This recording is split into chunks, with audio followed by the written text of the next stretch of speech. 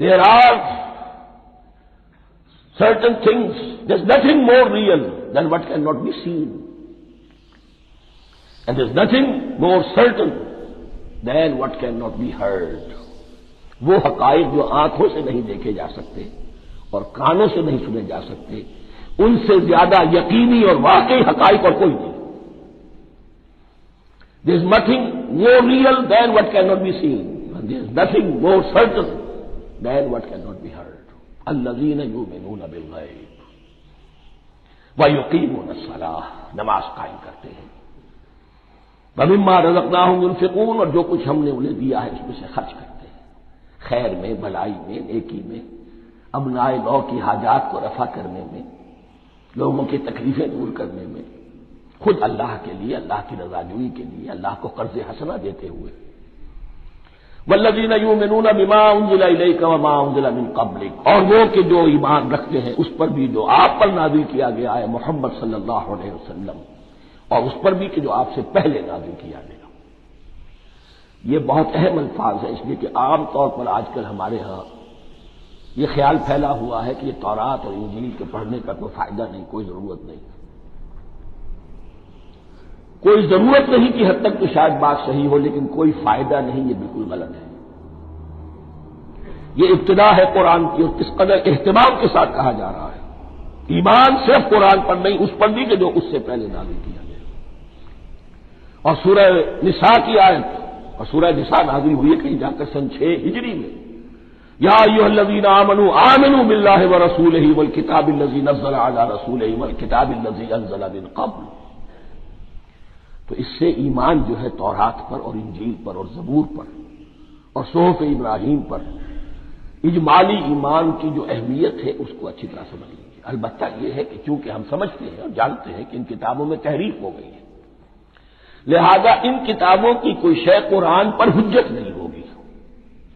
جو چیز قرآن سے ٹکرائے گی ہم اس کو رد کر دیں گے.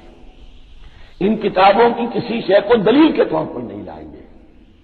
لیکن جہاں قرآن مجید کی کسی بات کی نفی نہ ہو رہی ہو تو بہت سے حقائق ہمیں ان کتابوں ہی سے ملتے ہیں. انبیاء کے مابین جو زمانی ترتیب ہے، کرونالوجیکل آرڈر جو ہے، وہ تو ہمیں تورات سے ملتا ہے، قرآن میں تو نہیں. قرآن میں کبھی حضرت نوح کا ذکر بعد میں ہے، حضرت موسیٰ کا پہلے. وہاں تو کسی اور پہلو سے ترتیب آتی ہے، لیکن وہاں ہمیں تاریخ ملتی ہے ابراہیم کی، اسحاق کی، یعقوب کی، انبیاء بنی اسرائیل کی، موسیٰ کی، عیسیٰ کی، یہ ساری چیزیں. تو اس کی اہمیت جو ہے اس کو سمجھ لیجئے. والذین یؤمنون بما انزل الیک وما انزل من قبلک وبالآخرۃ هم یوقنون، آخرت پر وہ یقین رکھتے ہیں. نوٹ کرنے والی بات کیا ہے کہ باقی سب چیزوں کے لیے لفظ ایمان آیا، آخرت کے لیے ایقان. کیوں؟ واقعہ یہ ہے کہ انسان کے عمل کے اعتبار سے سب سے زیادہ مؤثر شے ایمان بالآخرہ ہے. ایمان بالآخرہ ہے تو عمل سیدھا رہے گا کہ ہاں مجھے جواب دہی کرنی ہے، جانا ہے، اٹھنا ہے، اللہ کے حضور حاضری ہے. اگر یہ یقین ہے تو عمل صحیح ہوگا. اس میں کمی ہو گئی تو توحید جو ہے وہ بھی بس ایک عقیدہ، ایک ڈوگما بن کے رہ جائے گی. ایمان بالرسالت بھی بدعات کو جنم دے گا. عید میلاد نبی منا لیجئے اور کچھ عشقیہ اشعار کہہ دیجئے، نعتیہ اشعار کہہ دیجئے، اللہ اللہ خیر صلی اللہ، یہ ایمان بالرسالت کے مظہر ہوں گے.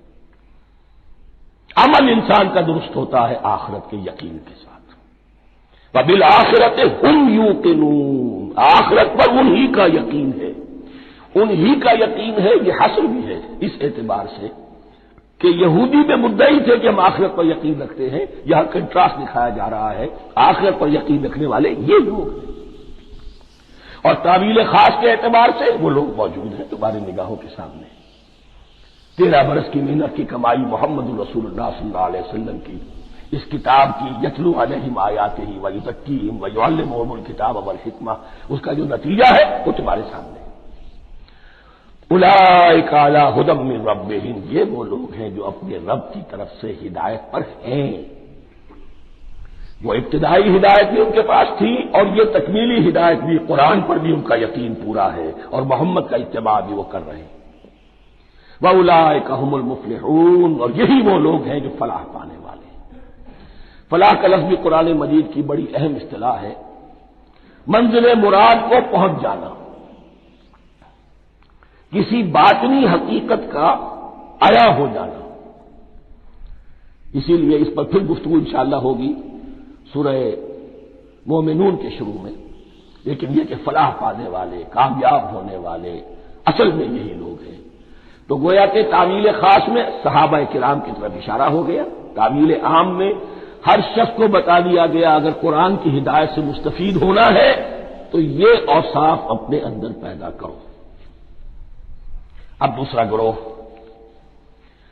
ان الذین کفروا سواء علیہم انذرتہم ام لم تنذرہم لا یؤمنون، یقیناً جن لوگوں نے کفر کیا، اور یہاں مراد کیا ہے؟ جو کفر پر اڑ گئے۔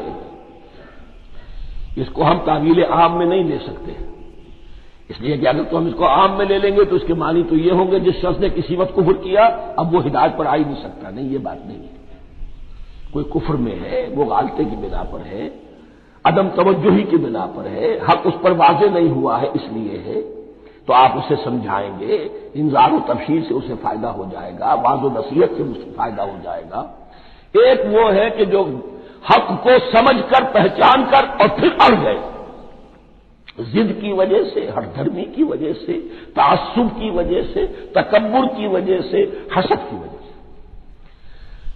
ان الذین کفروا، ایسے لوگوں کا معاملہ کیا ہے؟ سواء علیہم انذرتہم ام لم تنذرہم لا یؤمنون، برابر ہے ان کے لیے، خواہ آپ انہیں سمجھائیں خواہ نہ سمجھائیں، ڈرائیں نہ ڈرائیں، انذار فرمائیں نہ کریں، لا یؤمنون، وہ ایمان لانے والے نہیں۔ وہی بات جو میں نے کہی تھی کہ سوتے کو جگایا جا سکتا ہے، جاگتے کو کیسے جگائیں؟ ختم اللہ علی قلوبہم وعلی سمعہم وعلی ابصارہم غشاوہ، ان کے دلوں پر اللہ نے مہر کر دی ہے۔ کیوں کر دی ہے؟ یہ ابتداء مہر نہیں ہوئی،